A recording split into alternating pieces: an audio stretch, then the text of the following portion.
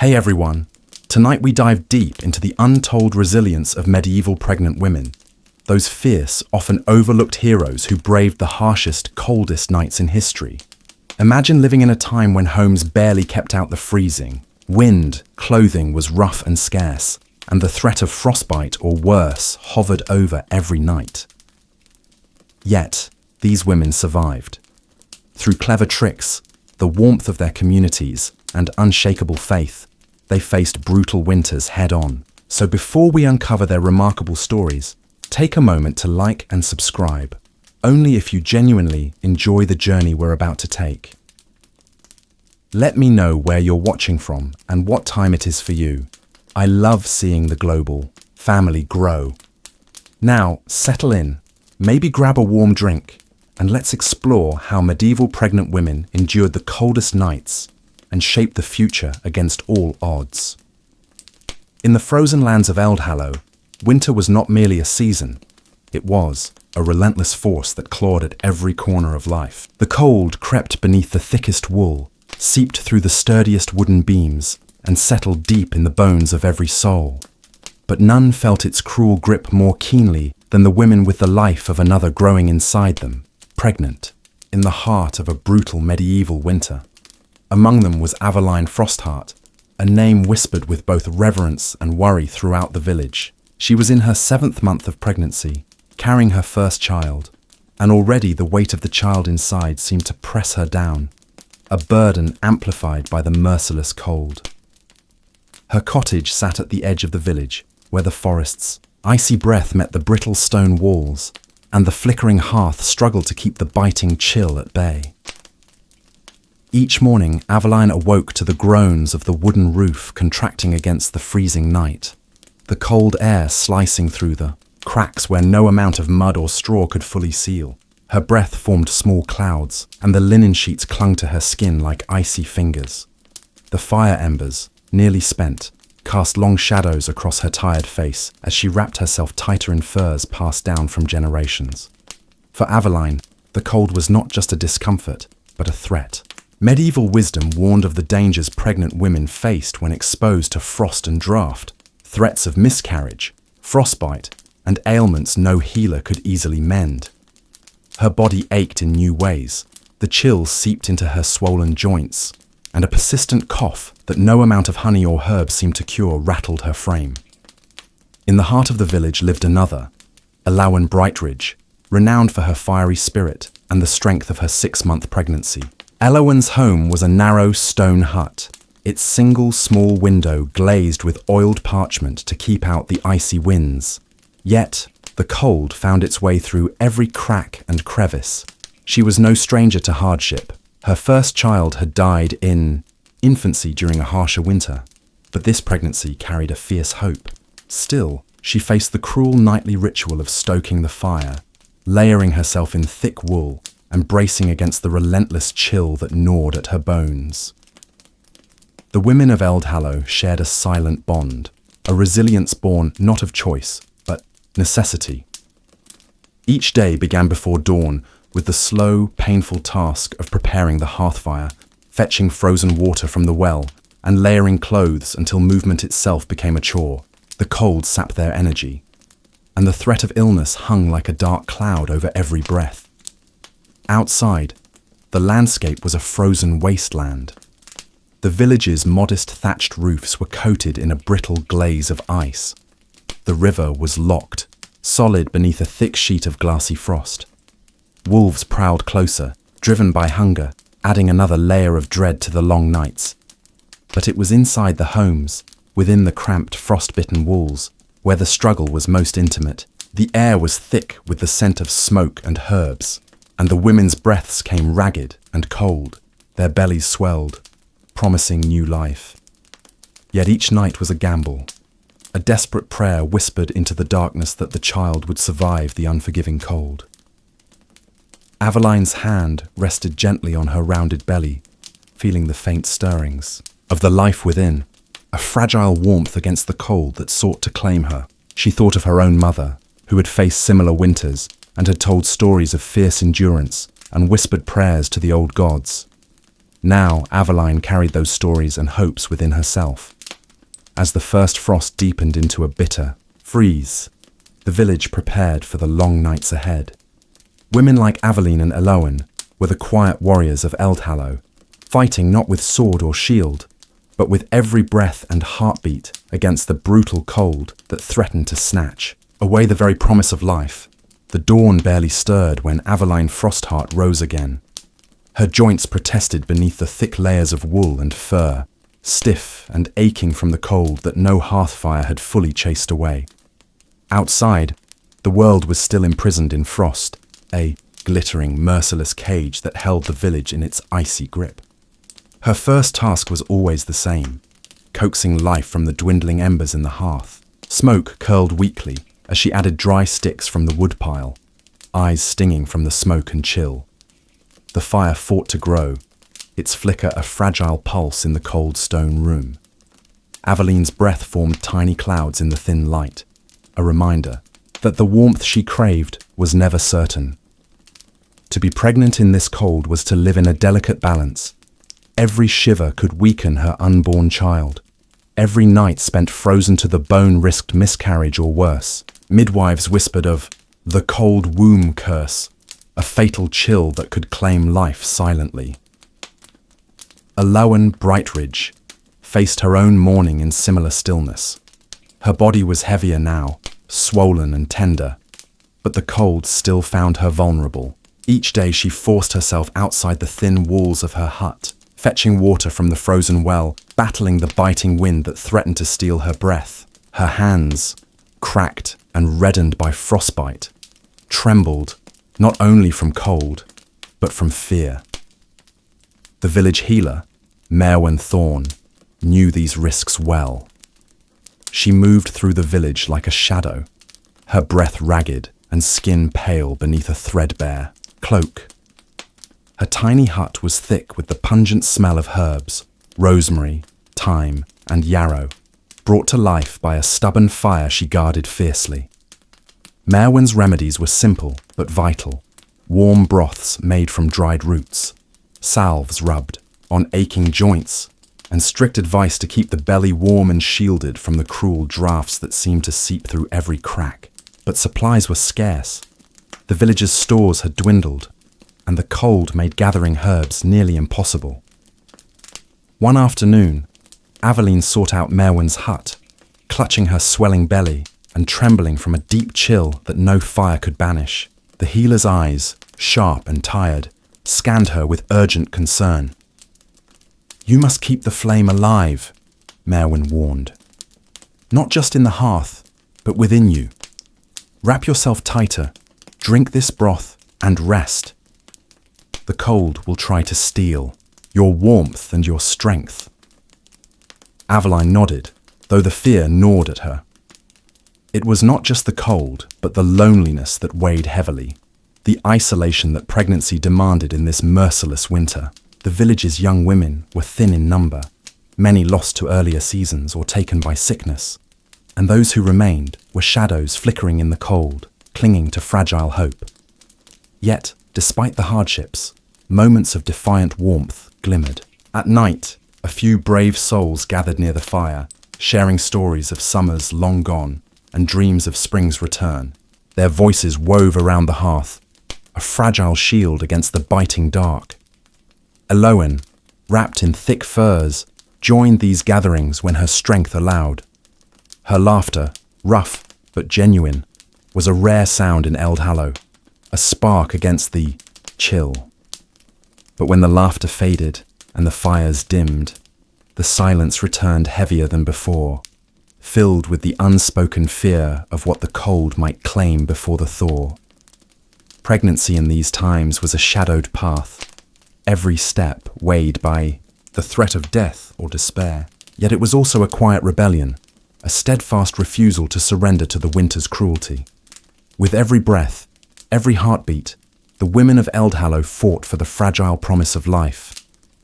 The cold was an enemy they could not see but felt deep in their bones.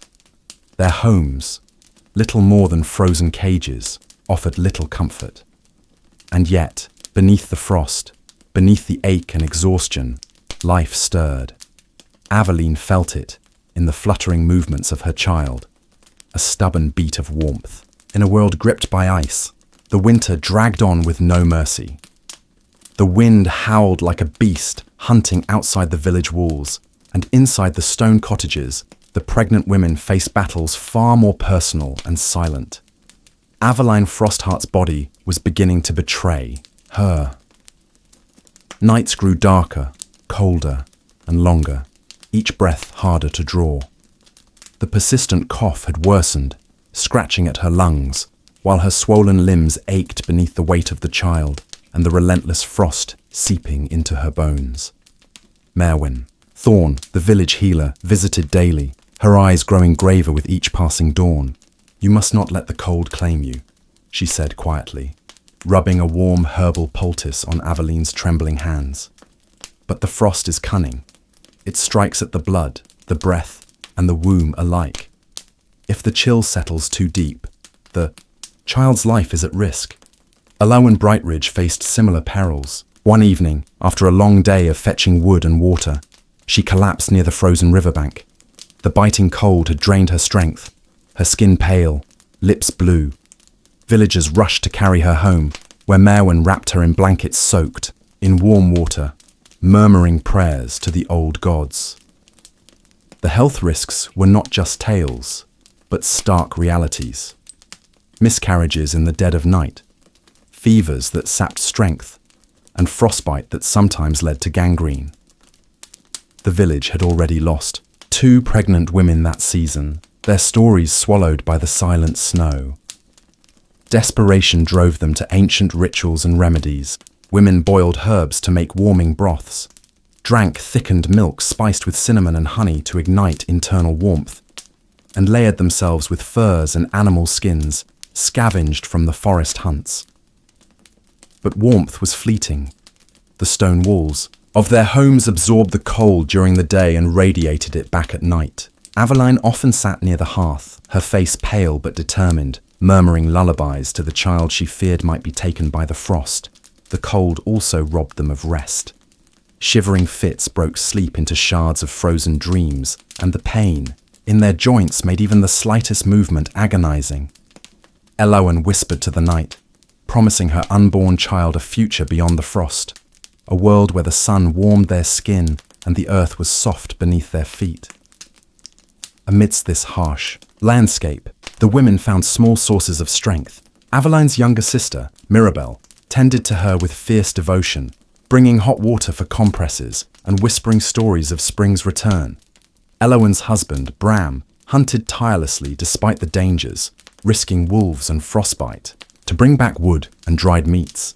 Yet, even with such care, the cold was a relentless foe. The very act of breathing in the icy air threatened to freeze the fragile lives growing within them.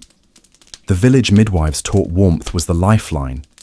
No child had ever thrived in a mother's frozen womb. At night, when the fires glow, flickered low and the wind's mournful cries seeped through every crack, Aveline clutched a small, hand-carved talisman, a symbol of protection passed down from her grandmother. She believed in its power, not just as superstition, but as a reminder that life could endure even in the harshest conditions. The cold had stripped away comfort and certainty, but it could not strip away hope. Each movement, each heartbeat, was a victory, a fragile flame burning stubbornly in the dark. The struggle was far from over, but the women of Eldhallow had already proven one truth. Even in the face of brutal winter and merciless cold, life fought to survive. In Eldhallow, survival was never a solitary act. The bitter cold forged bonds among the villagers, especially among the women carrying life through the harshest season. Aveline Frostheart had become a quiet symbol of endurance in the village. Though, weakened by cold and illness, her spirit remained unbroken. Mirabelle, her sister, stayed close, refusing to leave her side despite the dangers outside. Together, they shared whispered stories and held hands through the long, cold nights, drawing strength from their shared struggle. Elo and Brightridge's household was a hub of activity and care. Bram, her husband, brought in firewood, and prepared thick broths, rich in herbs and fats to keep her warm and nourished. The village midwives, wise women with years etched into their faces, visited regularly, offering support, advice, and prayers to the old gods for safe births. Yet, the community itself was fraying at the edges. The brutal winter had claimed the energy and resources of Eldhallow. Many had lost kin in previous seasons, others were too ill to work. Pregnant women like Aveline and Elowen were the fragile hope for the future. Tiny flames flickering in a storm. Daily routines were grueling. The men hunted despite the wolves prowling near. The women tended to fires that struggled against the cold. Children were bundled tightly and kept indoors. Elders, wrapped in layers of furs, told tales of past winters, reminding the young that hardship was a thread woven through every generation. The emotional toll was as fierce as the cold. Fear settled in every glance exchanged, every silence stretched between conversations. Pregnant women bore not just the weight of their children, but the weight of hope and despair for the entire village.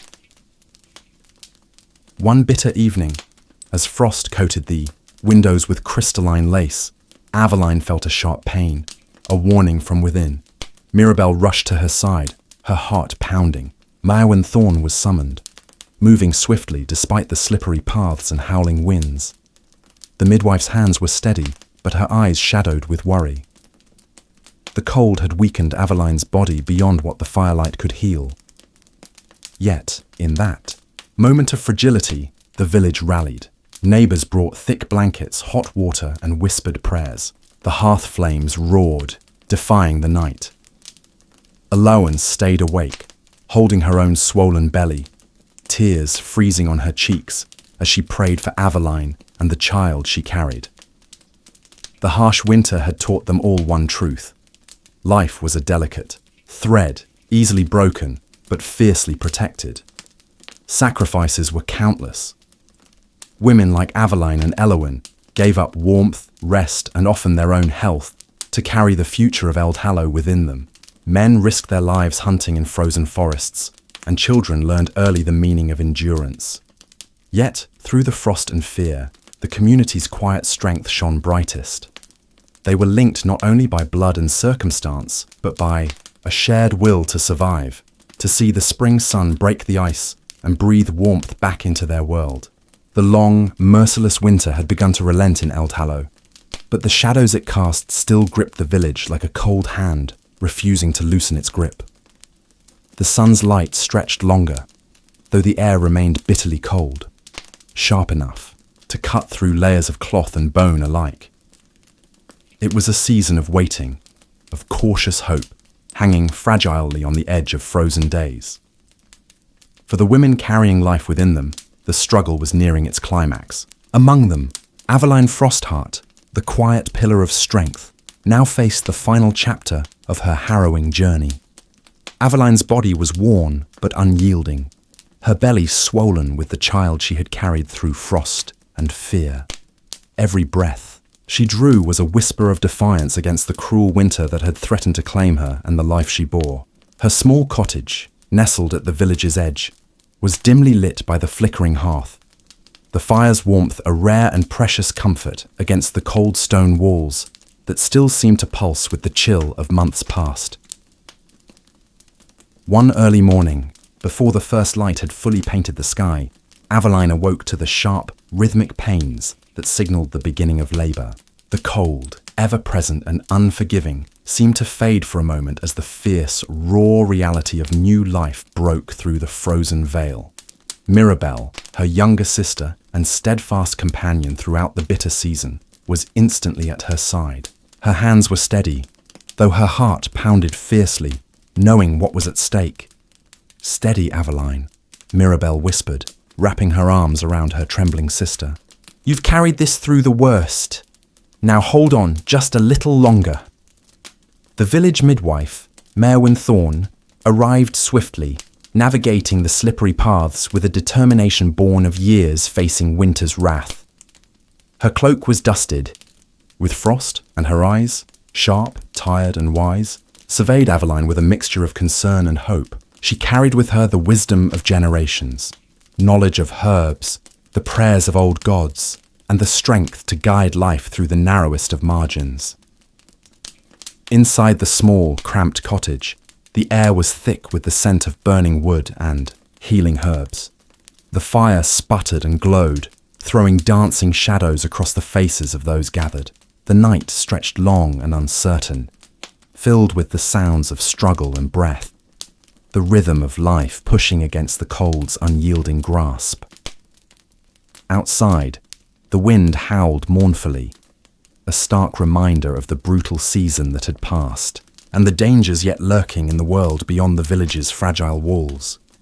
Yet inside there was warmth, not just from the fire, but from the unbreakable human will to endure and protect.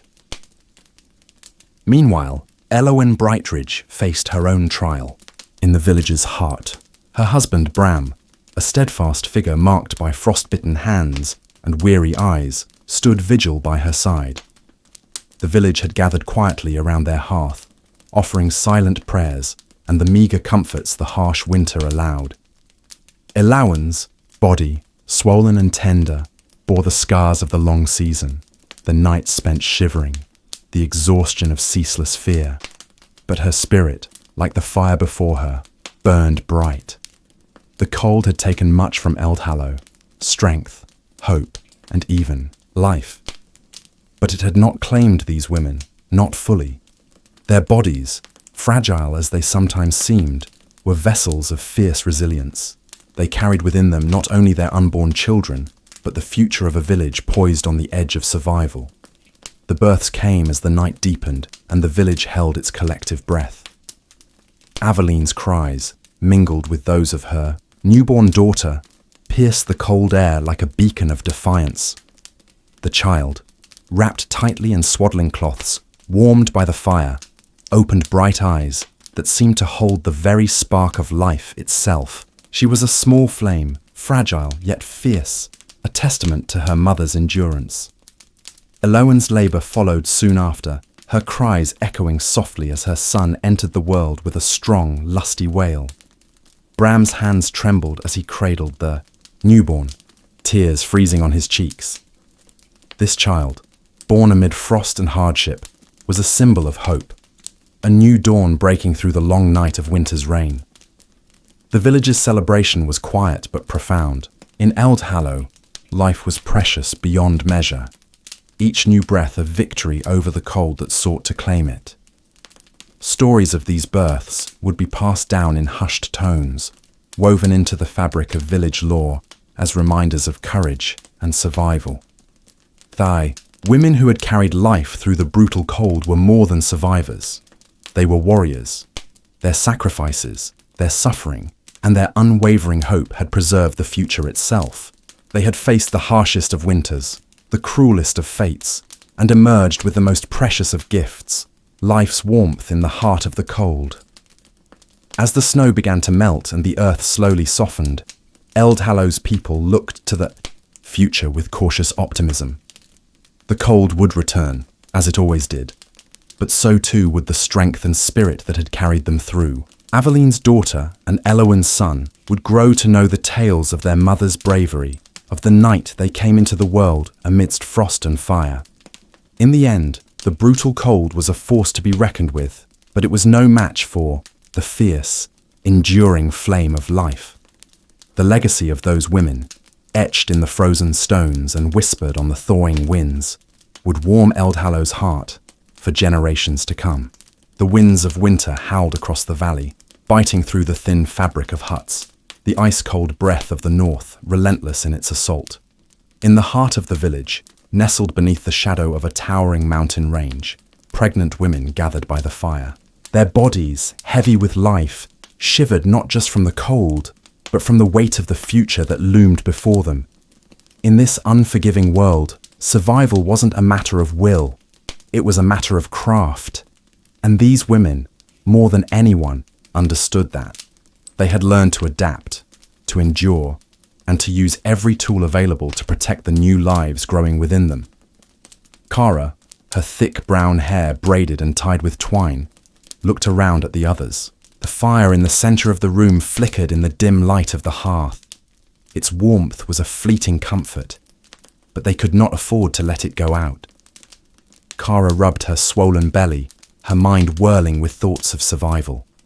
The winds were fierce tonight, and tomorrow would bring even colder temperatures. Beside her, Helena, her closest friend, shifted in her seat. Helena was younger, but she'd been pregnant twice before and was no stranger to the challenges of winter pregnancies. Her hands, calloused from years of labor, clasped the worn edges of her woolen shawl tightly. "We need to prepare," she said, her voice steady despite the gnawing cold. "The cold's coming, Kara. The fire will only hold for so long." Kara nodded, taking a deep breath. It had been months since the first frost had touched the land, and each day since had been a battle against the creeping chill. "I've heard of a way to trap heat, even when there's no fire," she said quietly. "We'll need heated stones and layers of wool." Helena's eyes widened. "Heated stones? How would we even— We've done it before, remember?" Kara interrupted, her tone sharper than usual. "You line the stone beneath the fire until it's searing hot. Then you wrap it in wool and place it at the foot of your bed. It will radiate heat through the night." Helena thought for a moment, before nodding. "It's risky, but it works. We need to gather more stones. I'll ask the others to help." "Good. And we'll need to layer our clothes. Wool, linen, anything we can find," Kara said, her voice filled with quiet determination. "The more layers, the better." The room fell into a quiet hum as the women began to work. They had learned through experience that the cold did not just numb the body, it stole away the strength and spirit. But this was not their first winter, nor would it be their last. They had learned tricks over the years, how to fashion crude, makeshift blankets from animal hides, how to use communal warmth to protect their unborn children from the freezing air. Kara stood and moved toward the fire, taking a long, deliberate breath. She marveled at how the flames danced and crackled, their warmth the only comfort they would receive tonight. She knew the fire banking method would be their best option, banking the fire with coal and ashes to keep the warmth alive through the night. But even then, it wasn't enough, not for the cold that sliced through every corner of their small village. Helena was already talking to the other women, organizing the gathering of stones and more wool. Kara could hear snippets of conversation, murmurs of worry. They all understood the stakes. One wrong move, one missed layer, and the cold could take their unborn children, just as it had taken others in the past. When they returned to their makeshift beds, their bellies pressed against the weight of their unborn children. They surrounded themselves with layers, cloth wrapped tight, thick fur blankets, and woolen shawls. The heated stones, placed carefully beneath the blankets, radiated warmth, but it was a fleeting comfort. Kara knew the cold would always return, creeping beneath every fold, pressing against their skin. As she lay back, her hand resting protectively over her belly, she thought of the other villages. She thought of women like her, struggling to survive, each one depending on the warmth of the fire, the layers of wool, the shared body heat to keep them alive. These were the strategies that kept them fighting, even when nature itself seemed to conspire against them. The wind howled again, rattling the hut's fragile walls. The world outside was a frozen expanse, vast and unyielding.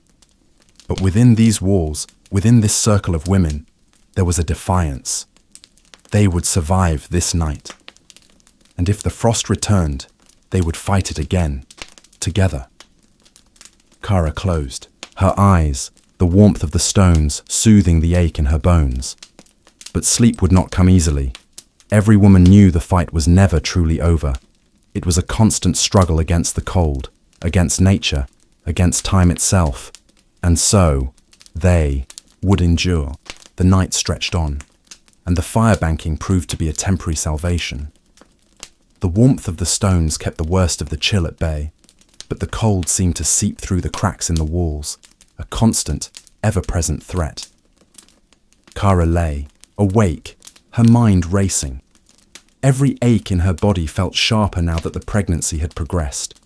Her belly pressed heavily against the thick layers of wool and fur that cocooned her. She couldn't afford to lose this battle. Not now. Helena lay beside her, her breathing shallow but steady, and Kara could tell she was struggling too. Pregnancy in the cold was a cruel test of strength. Every movement felt harder, every breath colder. They needed more heat, more than what their makeshift methods could offer. As dawn's first light crept through the window, Kara felt a sudden jolt of panic. The fire had died down. She shot up from her bed, the blanket unraveling around her. The cold rushed in, and she gasped as the icy air hit her skin. A sharp pang of fear ran through her. If the fire died completely, they would be lost. Without hesitation, she rushed to the hearth. The stones they had placed there the night before were now cold, their warmth gone. Kara's heart pounded in her chest, the weight of responsibility pressing down on her. She needed to act quickly. "Helena, wake up!" Kara hissed, shaking her friend's arm. Helena stirred, her eyes opening groggily. She blinked in confusion, for a moment, then registered the fear in Kara's face. "What is it?" "The fire. It's out. We need to relight it." Helena groaned but moved quickly, her practiced hands reaching for the tinderbox. The task of starting the fire in the morning was always difficult, especially with their fingers stiff from the cold. But it had to be done. Without the fire, they were vulnerable, exposed to the elements outside. Kara knelt beside her, her hands trembling as she helped gather dry wood. They knew the task well, but that didn't make it any easier. It was a race against time now. As Helena struck the flint, a small spark flew, catching in the tinder. Kara breathed a sigh of relief as the flames slowly began to flicker to life. "Good," Kara said, her voice hoarse. "We need more stones. This fire won't last long enough. To keep the warmth through the day," Helena nodded, already standing and moving toward the door. "I'll fetch the stones. You stay here. Keep the fire going." Kara didn't argue. She could barely stand without feeling lightheaded, and the cold air outside would do nothing to ease her fatigue. Helena returned with several more stones, each one heavy with heat. They were precious, like gold in a land frozen by the winter's bite. Once again, they wrapped the stones in woolen blankets, layering them carefully beneath their beds. The method worked, but Kara knew it was only a temporary fix. There had to be a better way to keep the warmth, to make sure they could endure the entire winter. And yet, every idea felt like a fleeting hope in the face of such relentless cold. After tending to the fire and the stones, Kara sat down with the other women, who had begun to stir. The room was still, save for the crackling fire and the soft sounds of children waking from their sleep. The pregnant women, all of them at varying stages, began to share their worries and strategies. "It's not just the cold," said Lena, a woman who had been pregnant with twins. Her voice was heavy with exhaustion. "It's the exhaustion. How can we fight this cold when every part of our body is tired? My joints ache, my muscles burn." "Agreed," said Ilse, another woman in the group, who was almost due. "The cold takes our strength. It drains us. The layers help, but only for so long." Kara nodded, understanding. They had all tried everything.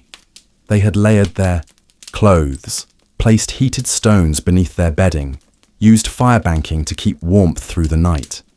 But the battle was not only with the cold. It was with their bodies, with the unrelenting toll of carrying life in a time of such harshness. Helena joined the group, a bundle of furs in her arms. "We'll have to take turns. Everyone must sleep close to the fire.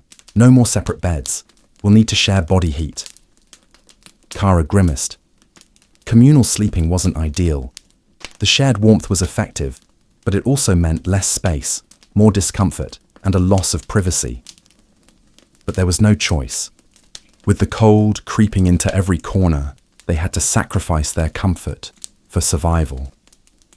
The women nodded in agreement, their faces hardening with determination. They had long accepted that comfort was a luxury they could not afford. It was survival that mattered now. As the days passed, they continued their relentless battle against the elements. Each day was a series of small victories and losses. The fire, though essential, was unpredictable. Sometimes it flared brightly, offering warmth that reached into every corner of the room. Other times it sputtered out, leaving them cold and desperate, forced to huddle close to the dwindling embers. Kara found herself thinking about the old legends, tales of women who survived winters far harsher than this. They didn't have the luxury of wool or fire. They survived through cunning, resourcefulness, and the will to live. Kara felt a fierce bond with those women, knowing that the strength she needed was already within her, buried deep beneath layers of wool and ice. The days blurred together as the long winter stretched on. The fire, though a constant in their lives, was an unpredictable companion, sometimes roaring to life with a comforting warmth, other times choking on the wood, leaving the women to fight for their survival in the bitter cold. Kara, now deep into her pregnancy, found it harder and harder to keep up with the demands of the cold and the constant struggle to stay warm. Her belly had grown heavier, and every movement felt like a challenge. Each breath was a labor, the cold air making her chest tighten. She had learned to walk carefully, to not overexert herself, but even that was growing more difficult. The pressure on her lower back was relentless. Still, she persevered, knowing that she had no choice. The communal sleeping arrangement had brought a little warmth, but it also brought discomfort. There was no space to stretch out. They were forced to lie in close proximity, the scent of sweat and wool thick in the air. Kara didn't mind the closeness. The others were her sisters in this struggle. They were all bound by the same fight. One morning, as the first rays of sunlight filtered weakly through the frost-covered windows, Kara awoke to a sound that made her stomach tighten with fear. A low, guttural cough echoed through the hut. Helena, who had been beside her just hours before, now lay in a restless sleep, her body racked by coughs that seemed to tear at her insides. Kara froze. A cold sickness was nothing new to the women of the village. The brutal temperatures often led to illness. But a pregnant woman falling ill was a death sentence. Kara knew that. Her mind raced as she gently nudged Helena. "Helena," she whispered, her voice soft yet urgent. "Helena, wake up." The coughing continued, more violently this time, and Helena's face was pale, her body trembling. She awoke with a start, her eyes wide with confusion, then quickly shifted into a fit of coughs. She gasped between the violent fits. "I can't breathe." Kara felt a surge of panic. She knew what this meant. The cold had weakened Helena's lungs. The effort of carrying life and fighting the frost too much for her body to bear. Kara could see the signs. Helena's cheeks were flushed with fever, and her hands trembled uncontrollably. "Get the others," Kara urged, her voice tight. "We need to get you warm. We need to keep the fire going." Helena barely nodded, too weak to argue. The room seemed to close in on Kara as she rushed to get firewood.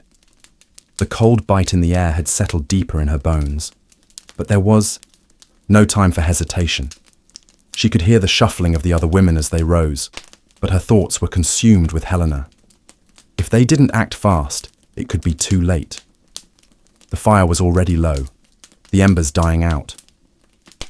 Kara bent down, her hands shaking as she placed more wood on the flames. She tried not to think about the danger that Helena was in, but her thoughts refused to quiet. The fire grew, sending a small flare of warmth into the room, but Kara knew it wasn't enough. They needed more. The women gathered around Helena, forming a protective circle around her. Lena, who had given birth to twins just the previous winter, spoke with calm authority. "We need to wrap her up and keep her close to the fire." They hurried to layer Helena in the thickest furs they had.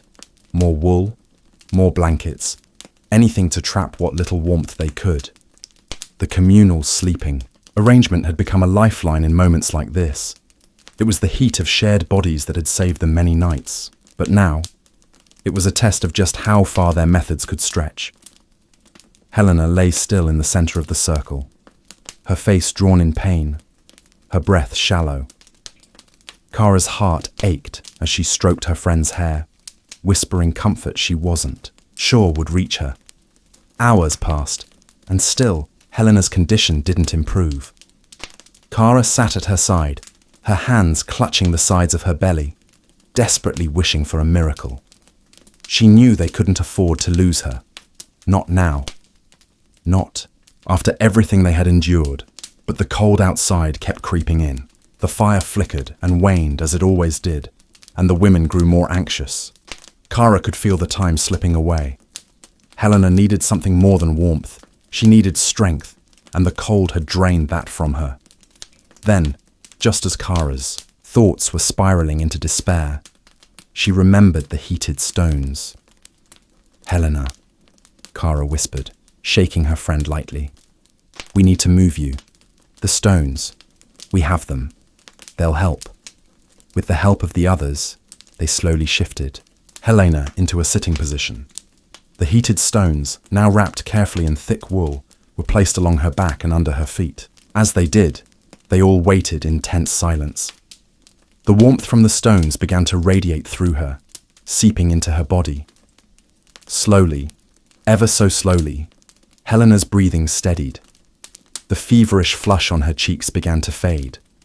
Kara held her breath, praying it would be enough. Minutes felt like hours, but at last, the coughing subsided. Helena, though still weak, opened her eyes and managed a small smile. "It's better," she murmured, her voice hoarse but strong enough to carry. The relief that washed over Kara was almost overwhelming. They had done it. The fire, the stones, the shared warmth. It had worked.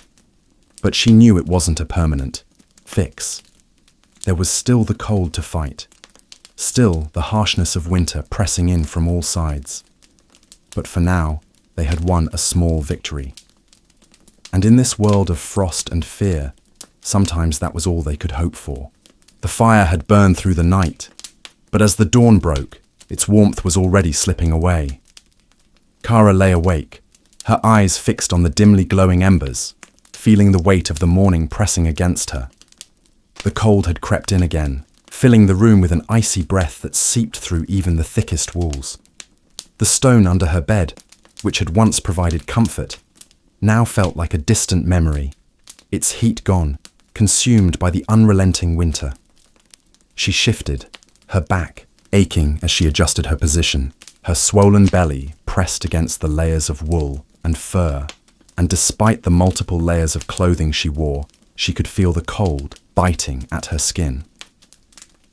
Helena was still asleep beside her, her chest rising and falling steadily after the fever had broken. It was a small miracle. The stones, the fire, the blankets, they had saved her. But there was no forgetting the toll it had taken on them all.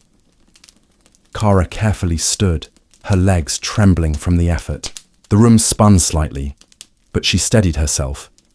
She moved to the hearth, her eyes scanning the dwindling firewood. There wasn't enough left to last the day, and they couldn't afford to run out. They needed more wood. They had to keep the fire going. Lena, already awake and stirring, noticed her struggle. "Kara," she said softly. "The fire's low again, isn't it?" Kara nodded, her throat tight with exhaustion. "We need to go out and gather more wood. It'll be a few hours before it gets dark, and we have to prepare." Lena sighed, her breath fogging in the chilly air. "It's dangerous out there," she said, her voice filled with concern. "The snow's deep and the winds are picking up. We can't risk going out alone." Kara knew she was right. The village was isolated, surrounded by thick forests and mountains, and the cold was far more deadly outside the shelter of their walls. The women had ventured out before, but only in groups, only when absolutely necessary. And even then, the cold could take them if they weren't careful. "We'll go together," Kara said, determination in her voice. "We'll make it quick. We have no choice." Lena's gaze softened, but she nodded. She didn't argue. The time for words was over. The cold had already made its claim on their lives. Now, it was a battle for survival. The women gathered their cloaks, each layer carefully, arranged to protect against the wind's bite. Kara wrapped her scarf tightly around her face, the fabric thick and well worn, offering little comfort against the cold, but enough to keep the frost at bay. They stepped outside, the cold air slamming into them like a physical force. Kara could feel her breath freezing in the air, the tips of her fingers numb beneath her gloves. The village was eerily silent, the only sounds being the crunch of their boots in the snow and the occasional distant howl of the wind. The trees were heavy with snow, their branches sagging beneath the weight of it, and the mountain peaks loomed like jagged sentinels in the distance. They made their way to the woodshed, their steps slow and careful. Each movement was deliberate, each breath measured. The cold stole away their strength, but they knew they had no choice but to keep moving. As they reached the shed, Kara's heart sank. The woodpile, which had once been full, was now nearly empty. The harsh winter had taken its toll on everything, even their stores of firewood. "We'll have to go deeper into the woods," Lena said, her voice strained with the effort to keep it steady. "There's more back there, but it's dangerous." "I know," Kara replied, her voice firm, "but we don't have a choice." The trek deeper into the forest was slow and laborious. With every step, the cold seemed to press harder, seeping into their bones. The wind whipped around them, stinging their exposed skin, but they pressed on. The trees grew denser, their branches forming a canopy that blocked out the little light the sun offered. Kara could feel the weight of the snow on the ground, the ice thickening underfoot, making every step feel like a battle.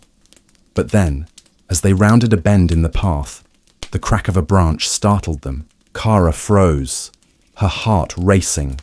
A dark shape moved in the distance, too large to be a bird, too quick to be a deer. "Stay still," Lena whispered, her eyes narrowing as she scanned the area. Kara's breath caught in her throat. The shape moved. Again, closer now.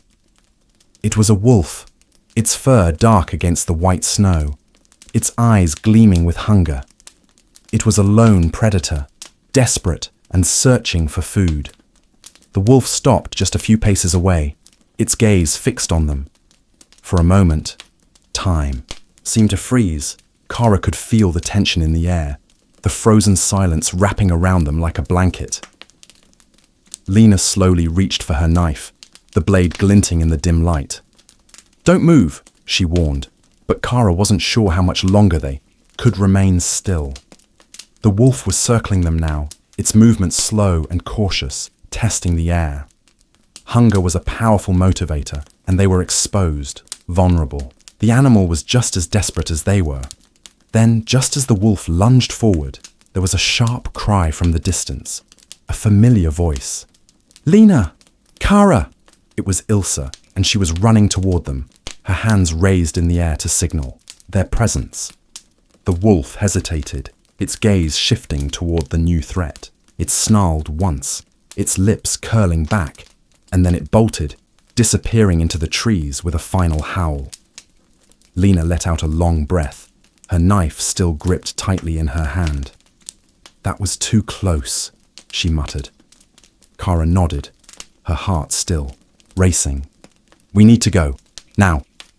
They quickly gathered as much wood as they could carry and began their trek back, moving faster now that the immediate danger had passed. The cold still gnawed at them, but the fear of the wolf lingered, a reminder of just how fragile their lives were in the face of the unforgiving wilderness. When they returned to the shelter of the village, they hurried inside, their bodies aching from the cold. The fire was low, but the wood they had gathered would last for a while longer. They huddled together once more, wrapping themselves in furs and blankets, the warmth of the fire their only comfort. But as they sat there, Kara couldn't shake the feeling that the cold was closing in faster than they could keep up with it. The wolf was a reminder of the true danger they faced. Winter was not just an adversary, it was a force that would not stop until it had taken all it could. The snow had stopped falling, but the cold was far from over. Kara awoke to the bitter chill of the morning air seeping through the cracks in the walls. But she didn't move. She lay still, listening to the sounds around her, the steady crackle of the fire, the soft sighs of the other women still sleeping.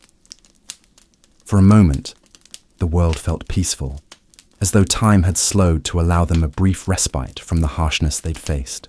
But Kara knew better than to believe that peace would last. The cold was still out there, waiting. She slowly sat up, careful not to disturb the others. Her swollen belly ached with every movement, but it was a familiar pain, one she had come to accept. She had endured so much to get here. The winter had tested her strength, her will to survive, but she was still here. They all were. The fire was low again, its light flickering weakly. Kara added a few more logs, watching the flames grow higher, feeling the warmth that came with it. She glanced around at the women lying in the circle, their faces drawn, but still, determined. Their bodies heavy with the weight of pregnancy, and the toll the cold had taken on them. Lena was awake now, sitting by the fire, her eyes distant. "We can't keep this up," she murmured, her voice weary. "We can't survive another winter like this." Kara nodded, her own heart heavy with the same truth. They had pushed through every storm, every cold night, every moment of fear. But the cold was relentless, and it seemed to grow more unforgiving with each passing day. The fire, the blankets, the layers, they had been their salvation. But how long could they keep fighting? "We'll have to move," Kara said quietly, more to herself than to anyone else. "We can't stay here much longer. The cold will only get worse." Lena looked at her, her face a mask of exhaustion and resolve. "Where will we go?" Kara paused, the question hanging in the air. They had no easy answer. The nearest village was miles away, across frozen rivers and treacherous mountains. The journey would be perilous, especially for women in their condition. But staying in the village was no longer an option. The cold would eventually take them, just as it had taken others before them. "Somewhere south," Kara said finally. "There's a warmer place. We can make it if we leave now, but we need to gather what we can and leave before the weather turns again." Lena met her gaze. There was no hesitation in her eyes. "Then we leave today." The decision was made, and in the hours that followed, the women packed what little they had. Their belongings were few: woolen clothes, blankets, dried herbs, and the precious heated stones. Everything else was left behind. The cold had claimed their village, but it wouldn't claim them. They had the strength to move forward, to fight for their survival. The journey south was long, but they had no choice. The snow crunched beneath their feet, the wind howling in their faces, but they kept moving.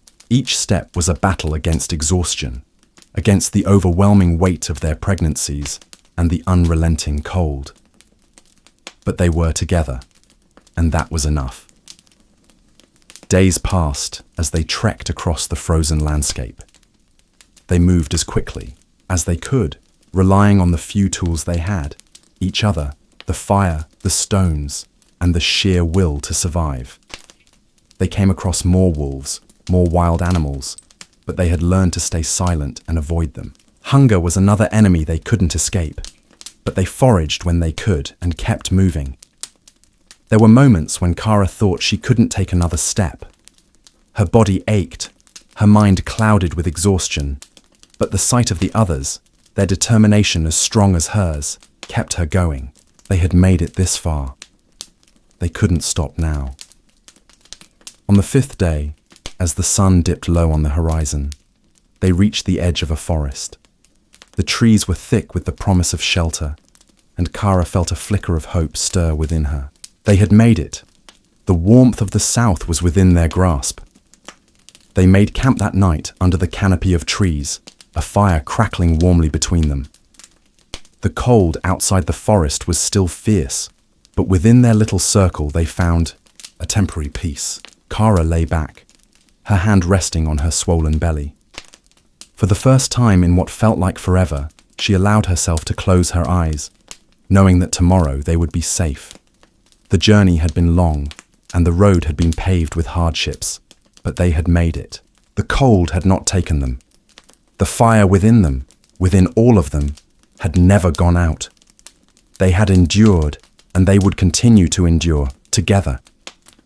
And as the warmth of the fire flickered in the night, Kara's final thought was a quiet promise to the child growing within her. The fight was not over, but as long as there was breath in her body, she would protect the life she carried. The cold may have been fierce, but warmth, real warmth, was something that no winter could ever take from them. In the small medieval village of Eldor's Hollow, nestled between jagged cliffs and a thick, unyielding forest, winter was not just a season, it was a battle.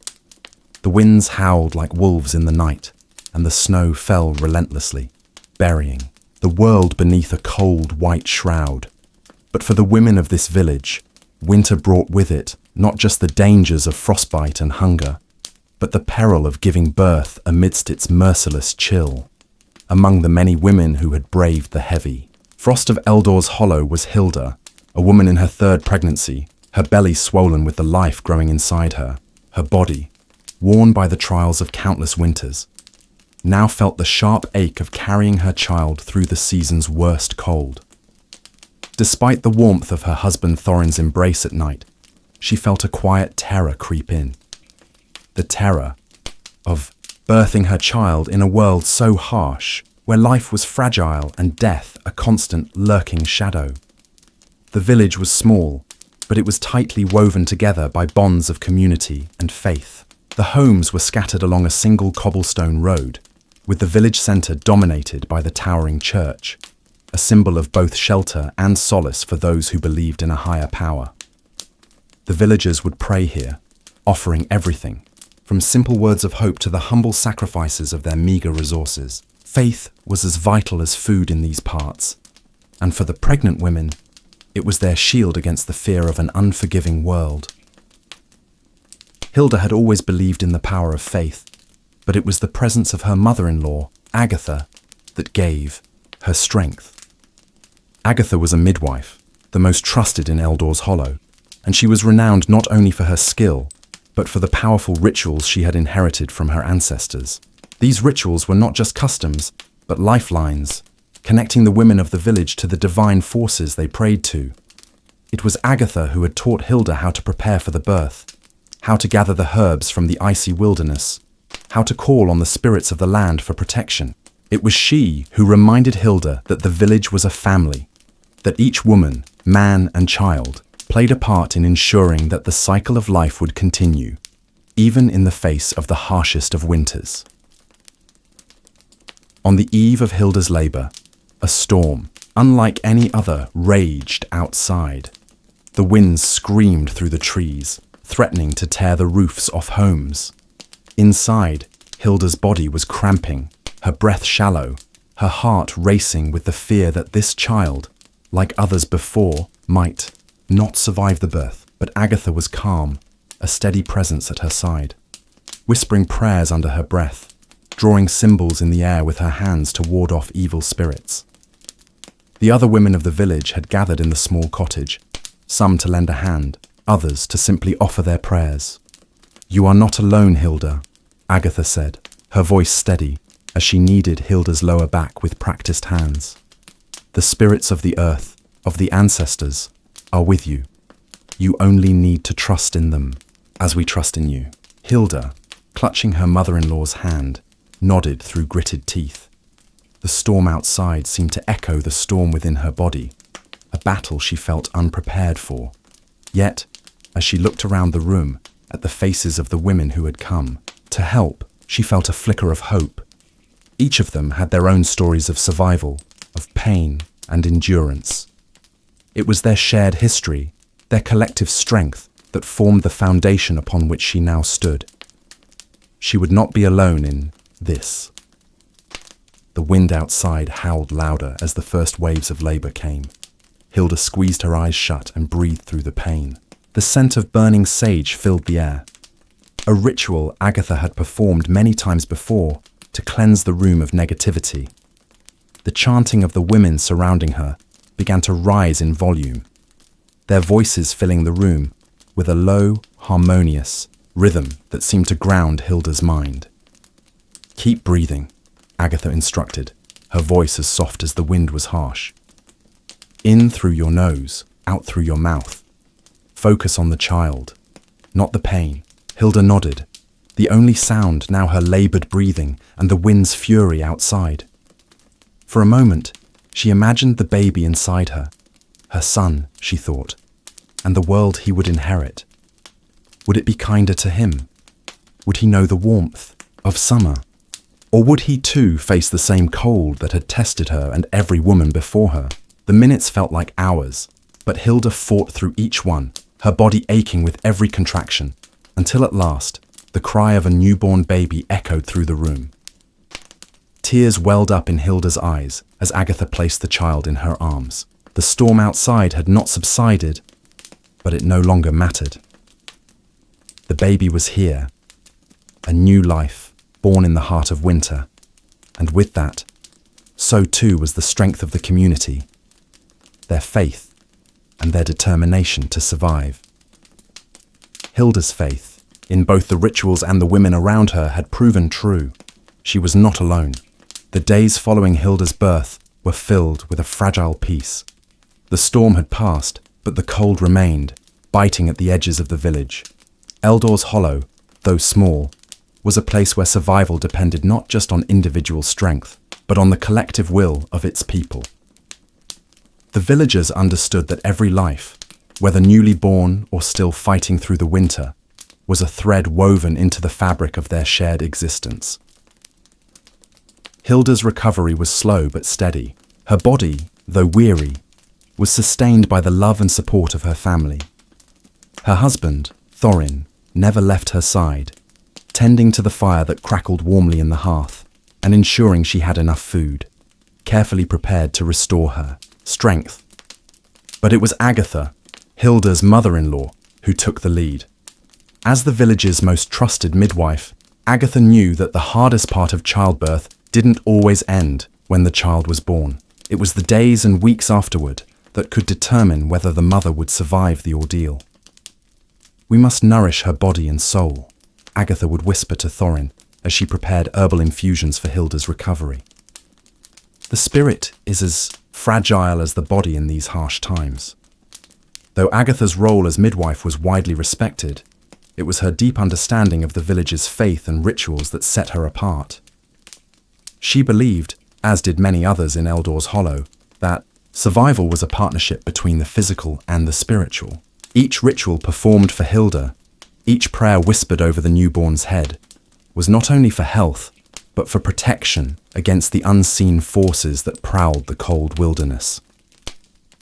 One evening, as the village's first frost gave way to a pale, soft moonlight, Agatha called upon the other women of the village to join her in a cleansing ritual. It was not uncommon for pregnant women or new mothers to face the threat of the dark winds, an old superstition that spoke of spirits who sought to steal the life of a child or bring misfortune to the family. Agatha had always warned that the spiritual realm was just as dangerous as the physical one, and that every new birth demanded a reaffirmation of faith. The women gathered in the small, humble chapel that stood at the heart of the village. It was simple, built of stone and wood, with a large altar that faced the forest. The walls were adorned with hand-carved symbols, each representing a different aspect of life and death. Protection against the cold, protection from illness, protection from misfortune. The chapel's warmth, powered by a small fire pit in the center, was a relief from the bitter chill of the night. Hilda, wrapped in a heavy woolen shawl, stood before the altar with her newborn son cradled gently in her arms. Her heart fluttered with both nervousness and a deep sense of belonging. She had always believed in the power of the rituals. How could she not, after all the women who had come before her? But now, with her own child in her arms, the weight of those beliefs felt heavier. She was not just a participant now, she was a mother, and she felt the heavy responsibility of ensuring that her son would be protected, not just by the community, but by the very gods the village worshipped. The Eye. Women formed a circle around her, each holding a candle lit with the sacred fire. Agatha led the chant, her voice rich and steady, weaving through the prayers and rituals with a rhythm that had been passed down through generations. Spirits of the earth, of the wind, of the fire, protect this child, this mother, this family. Bind them to the strength of the land, to the strength of this village. As Agatha spoke, the women followed suit, their voices rising in a powerful hum, and Hilda felt a warmth spread through her chest. She looked down at her son, his tiny face, serene in sleep, unaware of the weight of the world placed on him, but she knew that his survival would not be a simple matter. It would take not just her strength, but the strength of all those around her, all those who had believed in the rituals, in the prayers, in the community that stood beside them. After, the ritual was complete. The women lingered for a while, exchanging soft words and blessings, but as the night drew on, one by one, they left the chapel, their candles flickering out into the cold air. It was only Agatha who stayed behind, waiting for Hilda to finish preparing to leave. "You are not just a mother now, Hilda," Agatha said, softly, placing a hand on her shoulder. "You are the bearer of the future of Eldor's Hollow. Every child born here carries the hope of all who live here. Your strength, your faith, and your love will shape this village for generations to come." Hilda felt the weight of her words, the deep responsibility settling in her chest. But there was something else too, an overwhelming sense of gratitude for the women who had stood with her. As they walked back through the village together, Hilda felt a renewed sense of purpose. She had always known that survival in Eldor's Hollow was a matter of faith and community. But now, it was more real than ever. She was not alone. She would never be alone. Her village would carry her, just as it had carried every other woman who had stood in her place. As winter's grip tightened around Eldor's Hollow, the days grew shorter and the nights longer. The village was a silhouette against the frosty landscape, its small stone cottages dotting the white expanse. But inside those homes, life was, sustained not just by the meagre supplies they had gathered, but by the invisible forces that the villagers clung to for survival. Faith, hope, and the ever-present protection of the community. Hilda's son, Sigvard, grew quickly, but it wasn't long before whispers of danger began to surface in the village. It was the dark winds again, the spirits that could claim the life of a child if the right rituals were not performed. The village had experienced its fair share of misfortune in the past. Children born too weak to survive the cold, young mothers succumbing to fever, and even the rare but feared stillbirth. These were the dangers no one spoke about openly, but they were understood by all.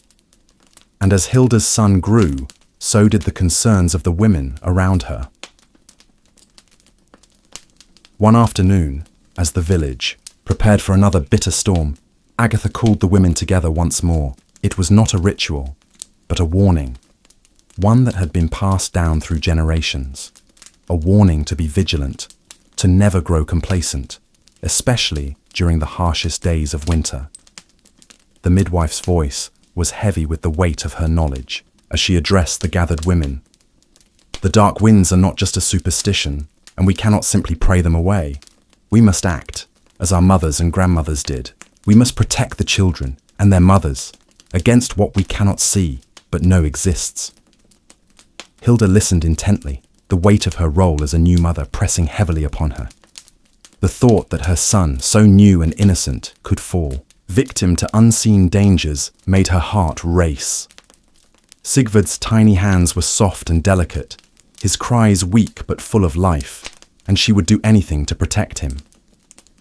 Agatha's hands were steady as she spoke, her eyes scanning the faces of the women in the circle. "We must come together, prepare our homes with the rituals that keep us safe. We cannot leave it to chance. The dark winds are not to be taken lightly. Not now, not in the cold of winter." As Agatha spoke, the other women nodded, their faces grim. The ritual was one that involved more than just prayers. It required offerings, herbs from the deepest parts of the forest, the feathers of birds that had survived the frost, and a stone from the river that ran cold and swift through the valley. These were items that bound the village to the land, to the earth beneath their feet, and they had always been symbols of protection. But this winter, the village had to go further, for the winds of the spirits were stronger than ever before. The next morning, before the first light of dawn had touched the snow-covered ground, Agatha led a group of women deep into the forest. Hilda, now with Sigvard bundled tightly in her arms, joined them. The air was sharp, biting at her skin, but there was no time for fear. The forest, as harsh as it was, had always provided the tools they needed to protect their families. Agatha moved with purpose, her eyes sharp despite her age. She knew the forest as well as she knew her own skin, and she spoke little as they walked, only gesturing for the others to follow. The women cut branches of sage and thyme, herbs that could ward off illness and misfortune. They gathered moss that could soothe the pain of childbirth, and feathers from the ravens that roamed the trees, and, when they reached the river, Agatha bent to collect the cold, smooth stone, her hands steady in the chill. Once they had gathered what they needed, they made their way back to the village, the load heavy in their arms. They would prepare the offerings and perform the ritual as night fell. But even as Hilda walked alongside them, the fear gnawed at her. The thought of the unseen spirits, the dark winds, kept pressing at the edges of her thoughts. What if they couldn't protect Sigvard? What if her son, so full of life, could be taken by something she couldn't see or touch? Back in the warmth of the chapel, the women worked together. They prepared the herbs, placed the stone upon the altar, and began their chant. Agatha led them, her voice soft but strong, weaving through the prayers of protection. As Hilda held Sigvard tightly, the weight of the ritual settled upon her. She whispered a prayer of her own, the same prayer she had heard as a child. Protect him, guide him through the cold, through the dark winds. May he be strong, may he live. The candles flickered in the wind as they prayed, their collective voices rising in a single breath. The ritual was as old as the village itself, passed down through the generations, but in that moment, it felt like something more, something vital, something that tethered them all to the earth, to each other, and to the future that awaited their children. When the ritual ended, the women stood quietly, their eyes closed for a moment as the silence enveloped them. The air in the chapel seemed to grow still, the cold outside forgotten for a brief moment. For all the dangers that lurked beyond their reach, Hilda knew one thing: they were not alone. In this place, with these women, with their faith and their strength, she could face the challenges ahead. As the days wore on, the winds continued to howl outside. But inside, the village stood strong, bound by their rituals and their love for one another. Hilda, now more than ever, understood that survival in Eldor's Hollow was not simply about enduring the cold. It was about the ties that bound them all together, the faith that kept them strong, and the belief that, together, they could face anything, even the unseen dangers that threatened to tear them apart. Spring was a distant promise in the village of Eldor's Hollow. The earth, still frozen under a thick blanket of snow, had not yet begun to awaken from its deep slumber. But for Hilda, the warmth of her son's smile was enough to light her world. Sigvard, now a few months old, was strong, his cries echoing through their small cottage, his hands reaching out with determination. Every day he grew stronger, and every day Hilda felt the weight of the promise she had made to him. She would protect him, no matter the cost. But as the days passed, the toll of the harsh winter began to show its effects. The villagers spoke, less of the dark winds, but there was an unspoken fear that lingered in the air, an anxiety that tightened the chest with every wind that blew. The cold had not relented, and neither had the demands on the women of the village. Even Agatha, who had weathered countless winters, looked weary now. The fire in her eyes, once bright with unwavering faith, seemed dimmed by the relentless season. One evening, as twilight descended upon Eldor's Hollow, Hilda sat in the small kitchen of her cottage, a bowl of warm soup cradled in her hands. The scent of garlic and rosemary filled the air, comforting in its familiarity. Sigvard slept soundly in his cradle, wrapped in blankets made from the wool of the sheep they raised. Thorin had gone out to chop firewood for the evening, leaving Hilda alone for a brief moment of peace. Her thoughts were a mixture of gratitude and anxiety. She had survived the birth, and Sigvard was thriving, but every day felt like a battle. The village had not yet seen the end of the brutal winter, and Hilda knew that they would not be spared for much longer. The earth beneath them remained cold, unyielding, and the risk of illness and death was ever present. It was then that she heard a soft knock at the door. She set her bowl aside and stood up, her heart tightening as she opened it to find Agatha standing there, her face pale under the moonlight. "Agatha!" Hilda asked, her voice laced with concern. "What's wrong?" Agatha's eyes, usually sharp and clear, were clouded with a sadness that Hilda had never seen before. She stepped inside without waiting for an invitation, her steps slow and measured. "I've heard troubling news," Agatha said, her voice low. "There are signs of the dark winds coming back. This winter is different, Hilda. The spirits are restless, and I fear they will take what we hold dear." Hilda's blood ran cold at the mention of the dark winds. She had hoped that the ritual, the offerings and the prayers had been enough to protect them all. But Agatha's words spoke of something far deeper, something Hilda wasn't sure she was ready to confront. "But Sigvard," Hilda said, her voice trembling. "He's strong. We did the ritual. He's protected." Agatha nodded, slowly, her expression unreadable. "The rituals were necessary, yes, but we must not become complacent. The winds are stronger now than they've ever been, and I fear the cold is taking more than it should." Hilda felt a lump form in her throat. She had grown so attached to Sigvard, to the hope he represented, that the thought of losing him, of seeing him taken by the very forces they had tried to protect him from, was unbearable. "You must gather the others," Agatha continued, her voice firm despite the worry in her eyes. "We will perform a second ritual. This one will be different. We will call upon the earth itself to strengthen our bond, to give us the power to fight, back against what's coming. If the winds grow stronger, so must we." Hilda nodded, though her heart ached at the thought of doing more. She had thought that the ritual was enough, that faith and love could protect her son, but the earth had its own rules, its own balance, and it seemed that the village had not yet earned the protection they needed. Within hours, the women of Eldor's Hollow gathered once again in the chapel. This time, the air was thick with a different kind of tension. The cold outside had reached its most biting point, and the howl of the wind was a constant reminder that the village was vulnerable. But the women were resolute. They had faced the harshest of winters before. They would not let it break them now. As Agatha led them in the ritual, Hilda could feel the weight of her duty pressing down on her chest. She held Sigvard close, his small body wrapped in blankets, his eyes wide and curious as he looked up at her. She whispered a prayer, a quiet prayer of love and protection, and with every breath she took, she felt her heart swell with the hope that Sigvard and the future of the village could be saved. The ritual was different this time. It was no longer just a plea for protection. It was a battle cry, a call to the earth and to the spirits to defend the lives of those they loved.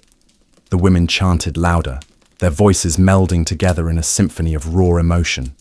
The candles flickered and danced in the wind, casting long shadows against the walls of the chapel. And then, as the final words of the chant echoed through the room, there was a deep, resonating silence. The wind outside, which had been howling in fury, seemed to pause, as if listening. For a moment, the chapel was filled with a stillness that was both peaceful and powerful, as though the earth itself had responded to their plea. Hilda's heart beat faster, and she closed her eyes, feeling a warmth spread through her body. In that moment, she knew that the battle was far from over.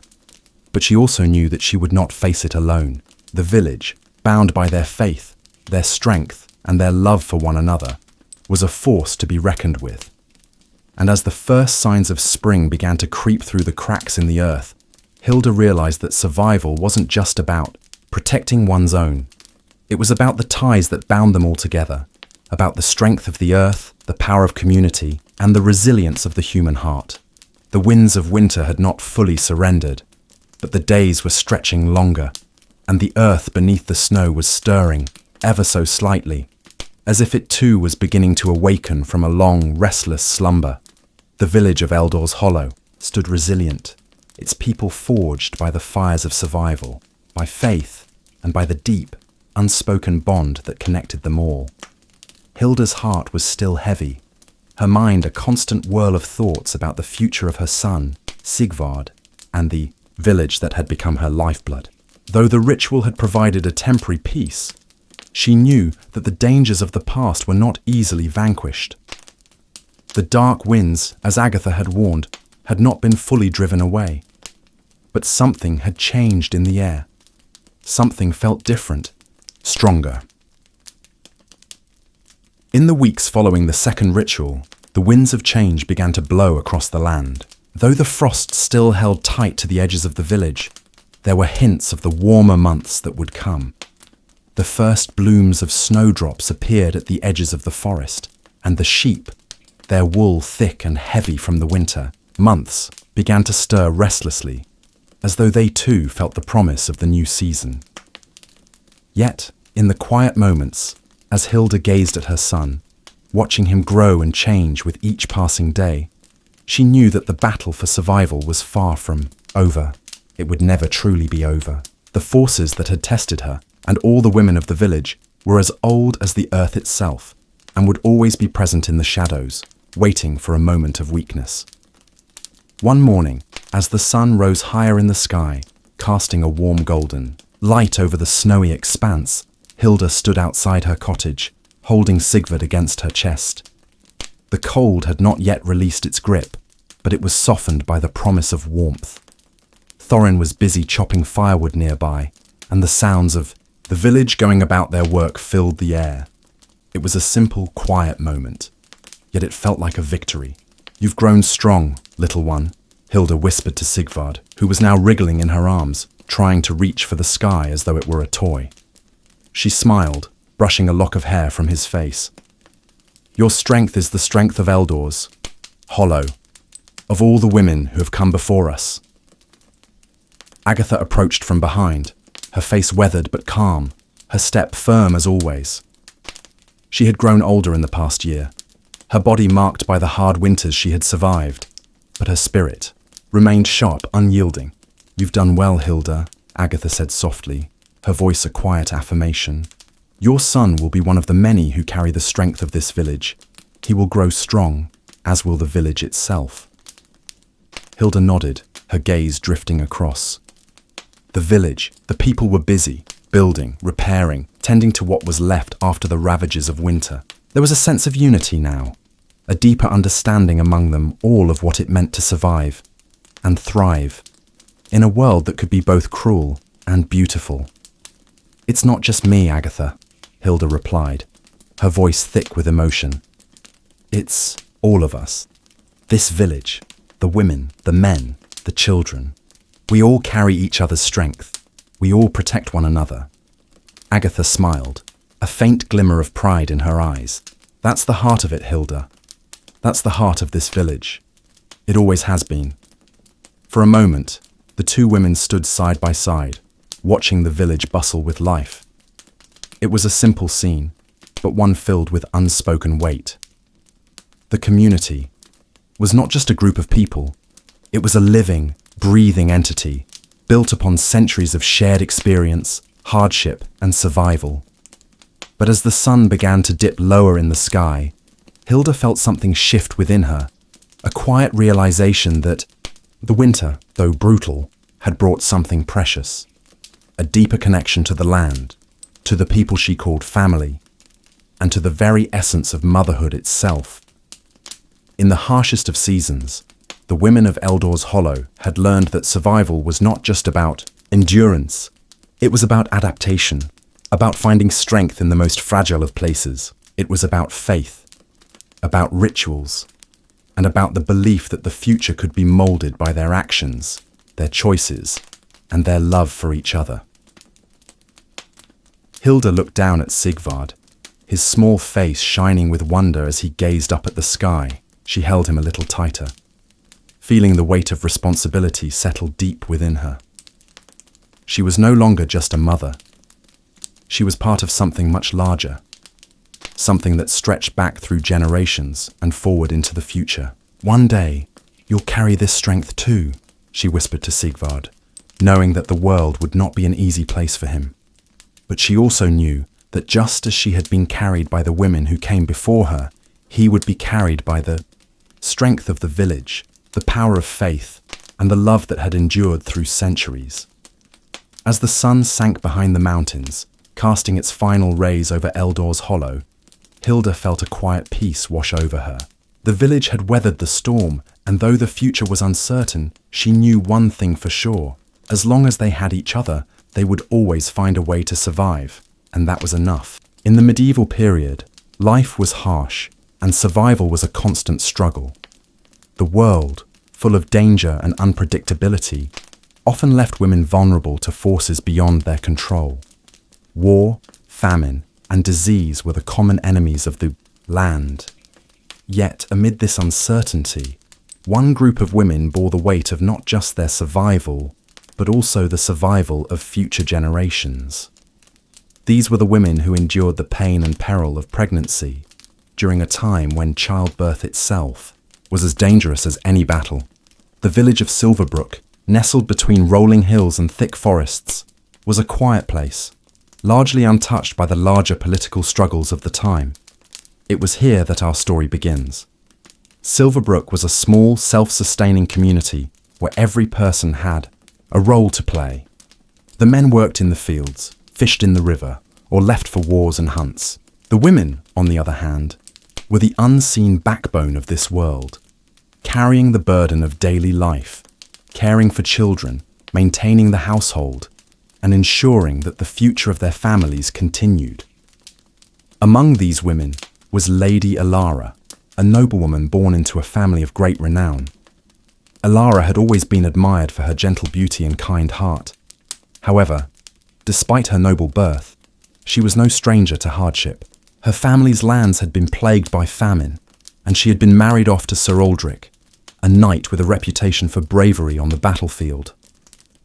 While Sir Aldrich's bravery was undeniable, his frequent absences meant that Alara was left to manage everything on her own, both in the household and in matters of the estate.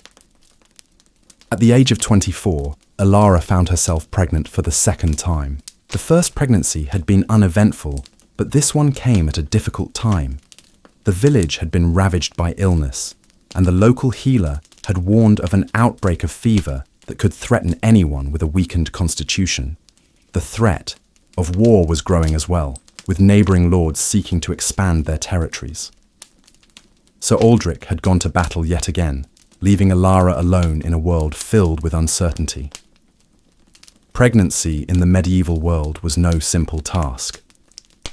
Women were expected to bear children as a duty, but the risks of childbirth were perilous. Few women survived the process, and even fewer could overcome the various diseases and infections that were rampant. For Alara, the birth of her second child was no ordinary event. It was the culmination of her strength, her faith, and her determination to ensure that the future of her family would not be left to chance. Alara had long been aware of the expectations placed upon her. She was not merely a noble woman who married for love or companionship. Her duty was far greater. She was carrying the next generation of her family. Her child would not just be the heir to her family's estate, but a symbol of her legacy. For this reason, Alara felt the weight of her pregnancy as though it was a war she had to win. The pain and discomfort that came with pregnancy were amplified by the fears that had been growing in the village. Disease and famine had taken their toll, and there was a constant fear of invasion from the neighbouring kingdom. The men had gone to fight, but there were no guarantees that they would return. In a time when family legacies could be lost in a moment, Ilara knew that survival was her primary concern. She could not afford to lose this child. One day, as Ilara stood before her mirror, her hand placed gently on her swollen belly, she thought of her own mother, who had died in childbirth. Many years ago, her mother's story was not unique. It was the story of countless women who had given their lives so that the next generation could continue. Ilara felt a deep sense of connection to these women, those silent warriors whose stories had been forgotten by history, but their sacrifices were not in vain. They had shaped the future in ways that no one could see.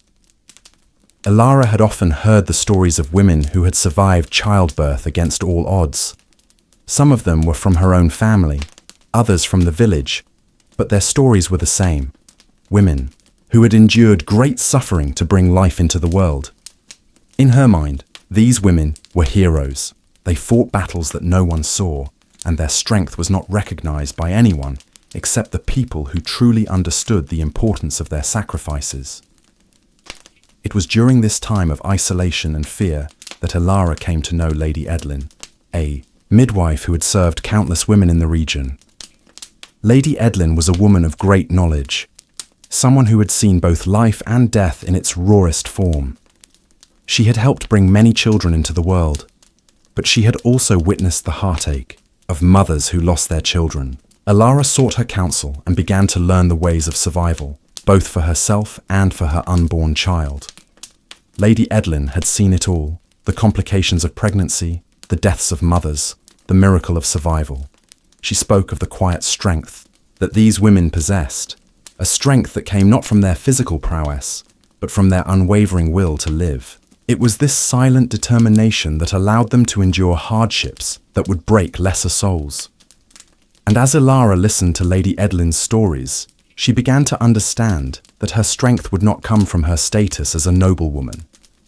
It would come from the resilience she shared with those women who had come before her. In her darkest hours, Ilara would often find herself thinking of those women. She wondered how they had survived their own battles, how they had pushed through the fear and the pain. She realized that the strength of medieval pregnant women was not in their ability to carry children, but in their ability to carry the weight of survival itself. And this strength, though often silent and unrecognized, was the foundation upon which future generations would be built. As the days passed, Ilara found herself growing stronger.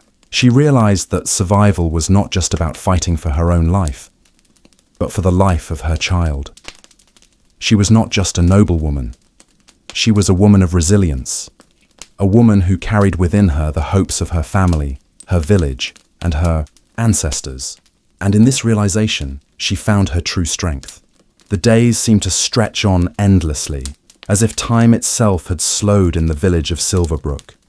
Each passing moment brought with it new challenges, but it also allowed Lady Ilara to grow in ways she hadn't imagined. She learned to adapt to the harsh realities of her pregnancy, learning how to cope with the pain, the fear, and the uncertainty that came with it. But through it all, one truth became clear. She was no longer simply living for herself. She was living for the future of her child. As the weeks turned into months, the village became increasingly burdened by the pressures of war and famine. The once bustling streets were now empty, as many of the young men had left for battle. Women, like Ilara, were left behind to care for the households and protect the future of their families.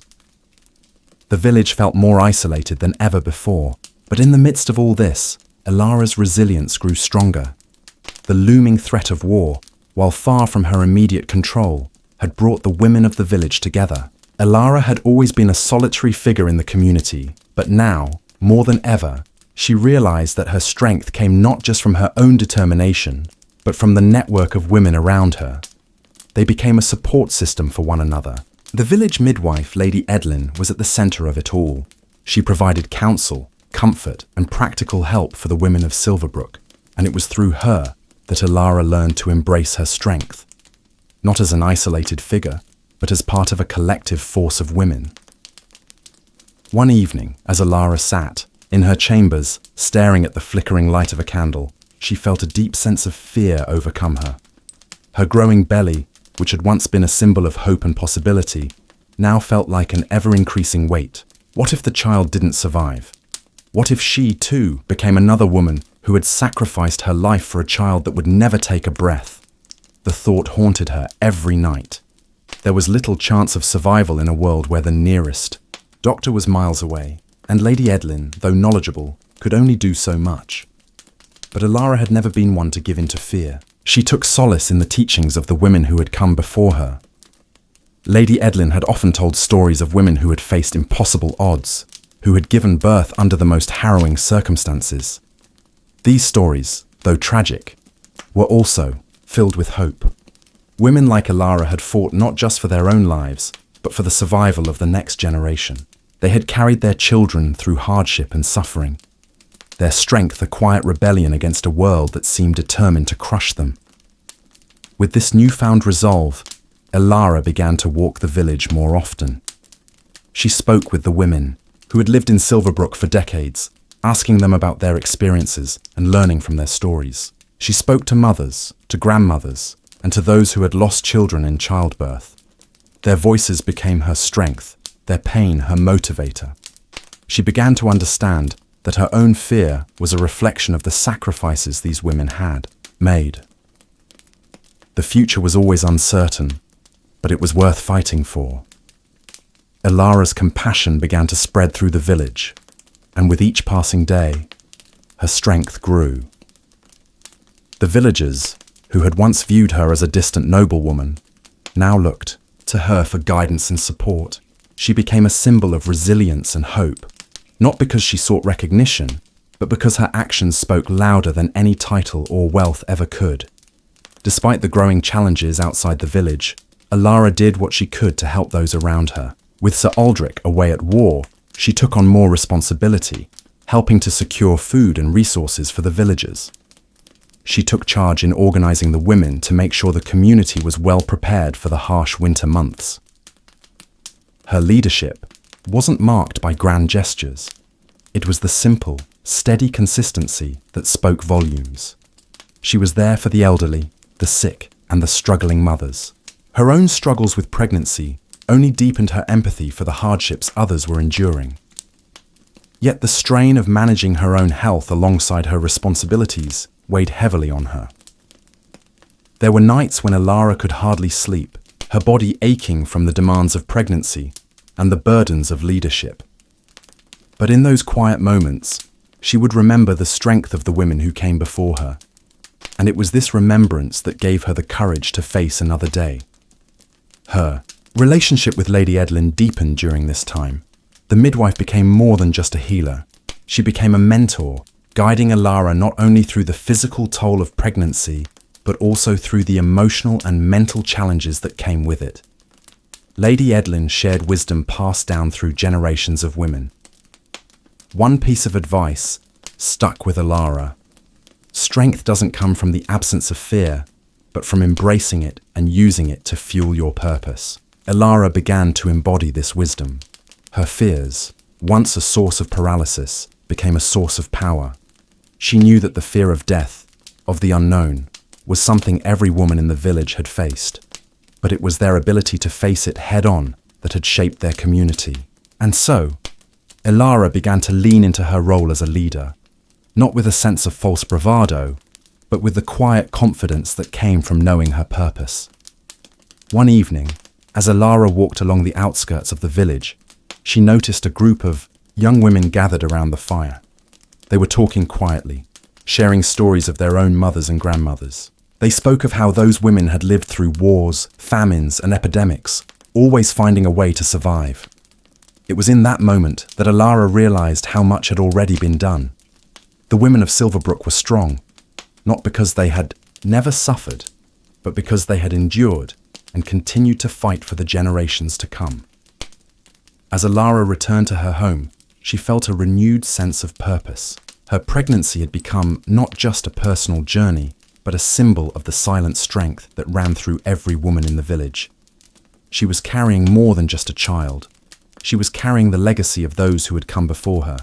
And it was this knowledge that would keep her moving forward. Though the challenges ahead were still great, Alara was no longer afraid. She had learned to accept the struggle, to embrace it as part of the process of bringing life into the world. And in this acceptance, she found peace. The silent strength of the women who had come before her was now her strength, and she would carry it with her always. The air in Silverbrook had grown thick with tension. The war that had once seemed distant was now drawing ever closer. The village had felt its first ripple of change when word arrived that the neighbouring kingdom had gathered its forces and was marching towards Silverbrook. Sir Aldrich, Ilara's husband, was still fighting in the distant lands, and the news weighed heavily on her heart. The soldiers of Silverbrook had been few, and many of the young men had already left to defend their homes. The women, who had long been the silent forces behind the village's survival, now found themselves in an unusual position, leading in ways they had never expected. As the days passed, the once quiet village was now buzzing with frantic preparations.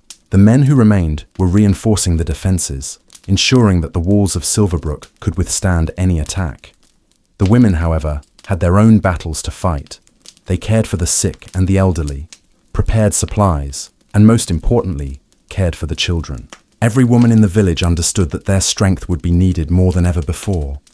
The fate of their people, their homes, and their futures rested not just on the actions of the men, but on the unseen labour of the women. Ilara's pregnancy, once a source of anxiety, had now become a symbol of survival. She had learned, over the past months, to embrace the strength that lay within her. The daily struggles, both personal and communal, had shaped her into someone unrecognisable. From the noblewoman who had first come to Silverbrook, she was not just a woman of gentle beauty. She was a leader, a protector, and a beacon of hope for the people around her. Despite the growing anxiety of war, Ilara remained resolute in her determination to see her child born safely. She had come to understand that the true battle was not one fought with swords, but one fought with resilience. As the women of Silverbrook gathered, they shared stories, advice, and strategies for survival. Lady Edlin, the village midwife, had become more than just a healer. She was a mentor, offering Ilara not only practical guidance, but also the emotional and spiritual strength to face what lay ahead. One day, as the village prepared for an imminent attack, Ilara sat with Lady Edlin in her modest chambers. The two, women, despite the chaos outside, found solace in the quiet corners of their world. "There is a war outside, Ilara," Lady Edlin said softly, "but there is a war inside as well. This pregnancy is a battle that no one can see, but it is no less important. Remember, you are not alone in this struggle." Ilara nodded, the weight of her pregnancy pressing down on her, but also reminding her of the silent strength that women had carried through history. She had heard of women who had given birth during sieges, under threat of invasion, in the midst of famine. Their strength was not written in any history books, but it was this very strength that had shaped the world. Ilara began to spend more time in the village square, offering what help she could to the families who were preparing for the worst. She delivered food to those who were too weak to leave their homes, helped patch up clothing and blankets, and soothed the fears of mothers with young children. It was during one of these visits that she encountered a young woman named Isolde, who had recently married and was expecting her first child. Isolde was terrified. The war had already taken its toll on her family, and the thought of bringing a child into such an uncertain world left her paralyzed with fear. Ilara saw a reflection of herself in the young woman, the same fears, the same concerns, the same uncertainty. But Ilara also saw a strength in Isolde that had yet to be awakened.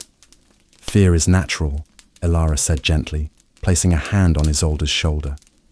"But we carry life in our bodies, and that is something no one can take from us. The world may seem dark, but it is in these times that our strength shines the brightest." Isolde looked up at Ilara, her eyes filled with both fear and admiration. "How do you stay so strong?" she asked. Elara smiled, her eyes reflecting the wisdom of the women who had come before her. Strength comes from within, she said, softly. It's not always visible to others, but it is there. It's in our resilience, our ability to face hardship and continue moving forward, no matter how impossible it may seem.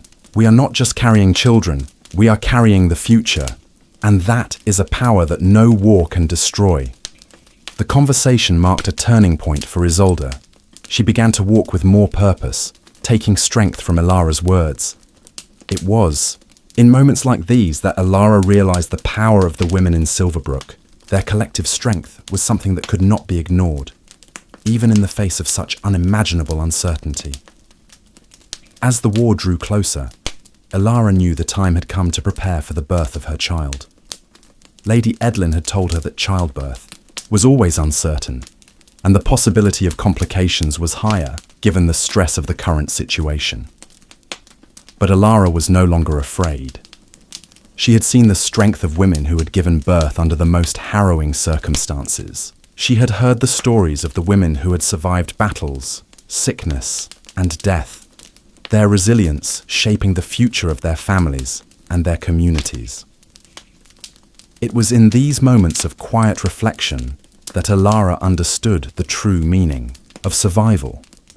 She was not just surviving for herself or her child. She was surviving for the generations that would come after her.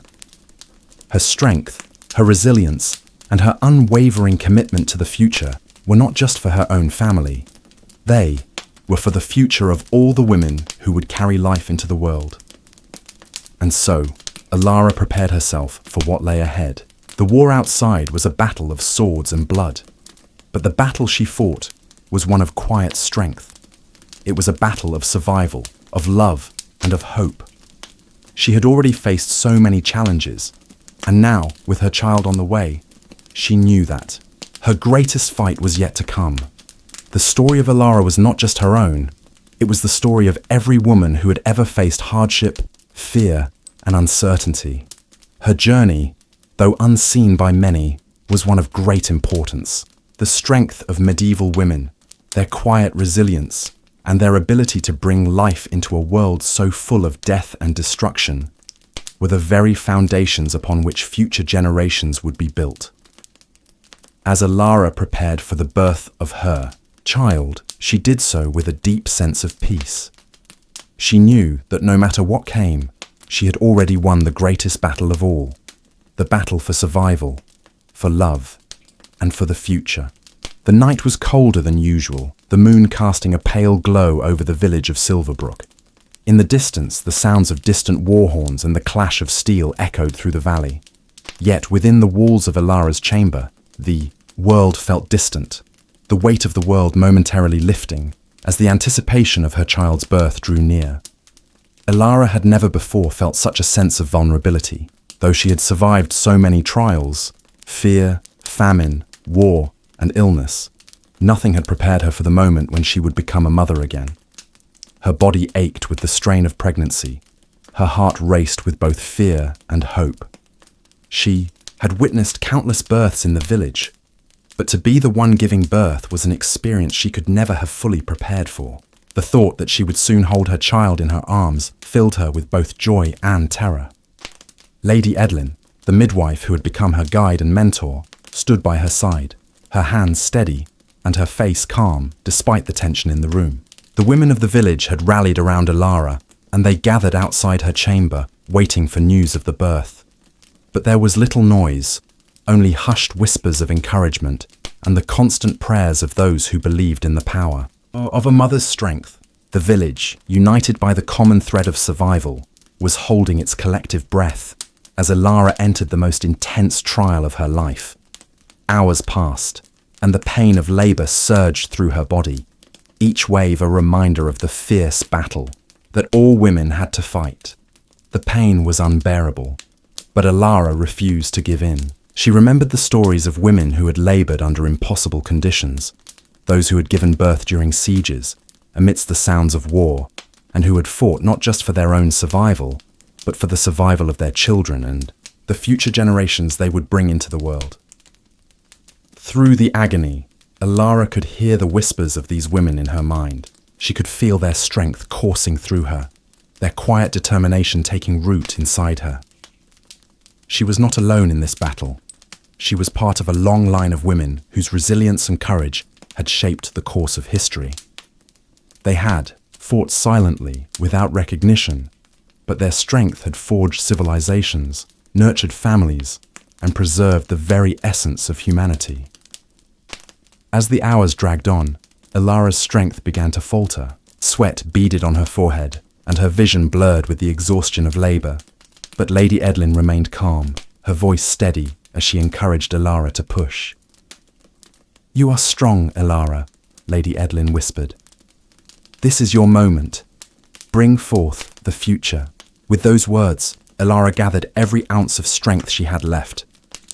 The pain was almost unbearable, but it was the love for her unborn child that pushed her forward. She could feel the child moving inside her, urging her on as if the baby, too, understood the importance of this moment. She pushed once more, and then again, until the room was filled with the sound of a baby's first cry. For a moment, there was silence, complete and utter silence. The pain, the fear, the struggle, it all faded away. In that silence, Alara could only hear her own heartbeat and the soft, gentle cry of her child. She had done it.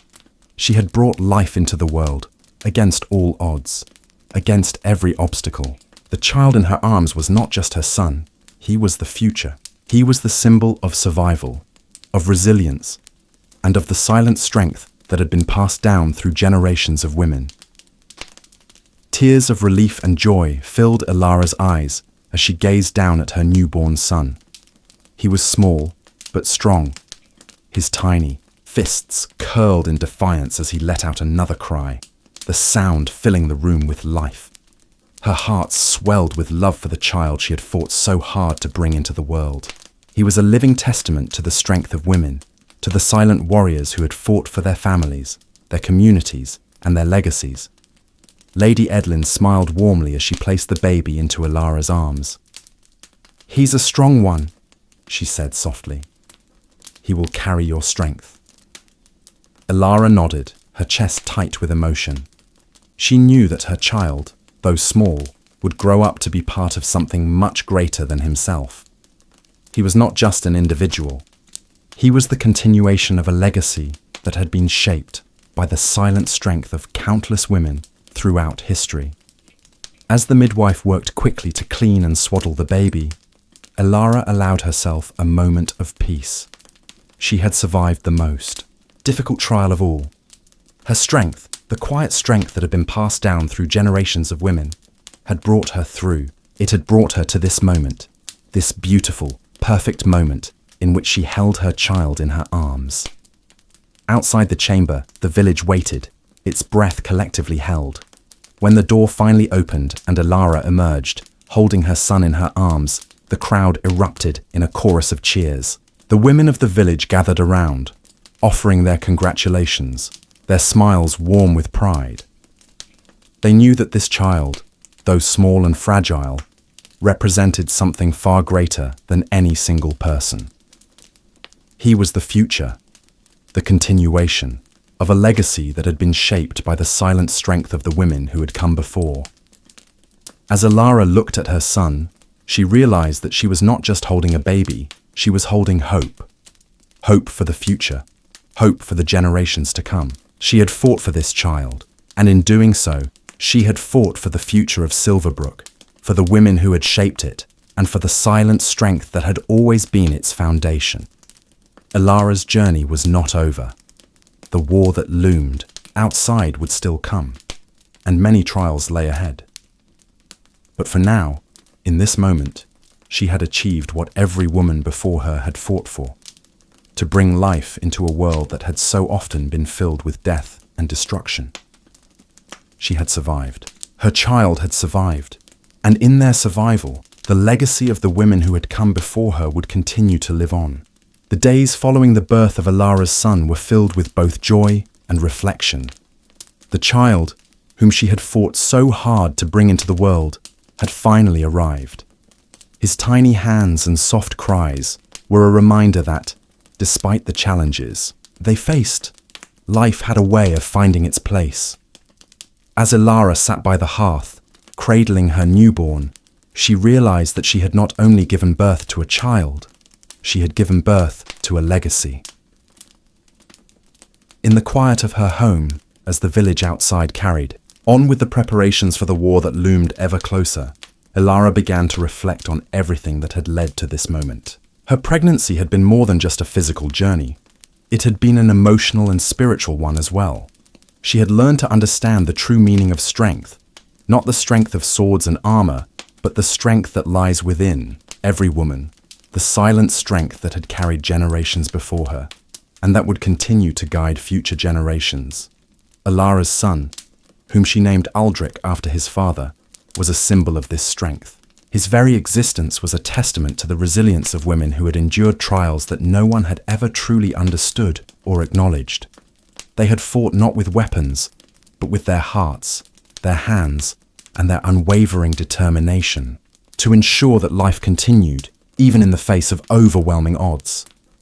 As Aldrich grew, Ilara began to teach him the lessons she had learned during her pregnancy, lessons she had inherited from the women who had come before her. She would sit by the fire, holding her son close, and tell him the stories of the women in her family, the women who had fought silently to preserve the legacy of their people. These stories were not just about survival, they were about strength, love, and the quiet power that women possessed. The village of Silverbrook, though still under threat of war, began to heal in its own way. The women of the village, inspired by Ilara's strength and the birth of her son, came together to support one another. They were no longer just the silent witnesses to history. They were now its makers. Each woman's story was a thread in the larger tapestry of the village, and together they formed a fabric that could withstand even the fiercest storms.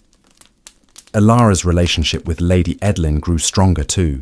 The midwife, who had guided Ilara through the trials of childbirth, became a trusted advisor.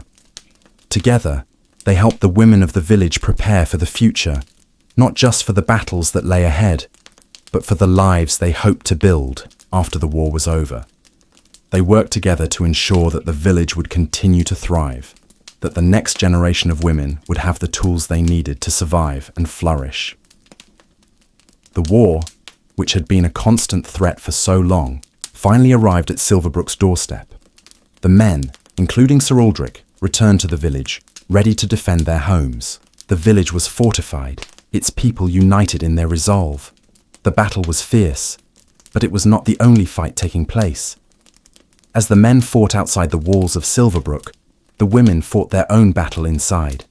They tended to the wounded, cared for the children, and ensured that their community remained intact, no matter the cost. Ilara stood at the edge of the village, watching as the battle unfolded. She knew that the outcome of the war would shape the future of Silverbrook. But she also knew that the true strength of the village lay not in its weapons, but in its people. The silent strength of the women, who had carried the burdens of survival for so long, was the bedrock upon which the village had been built. It was this strength that would carry Silverbrook through the darkest of times. As the war drew to a close and the villagers emerged victorious, Ilara's thoughts turned to the future. Her son, Aldrich, was growing strong. He had already begun to show the signs of the resilience and determination that ran in his blood. He was a living testament to the strength of his mother and to the strength of the women who had come before her. Ilara knew that the time had come to pass on the lessons she had learned, to ensure that the legacy of silent strength would continue. Years passed, and Aldrich grew into a wise and capable young man. Ilara taught him about the history of their people, about the trials that women had faced, and the silent strength they had carried through generations.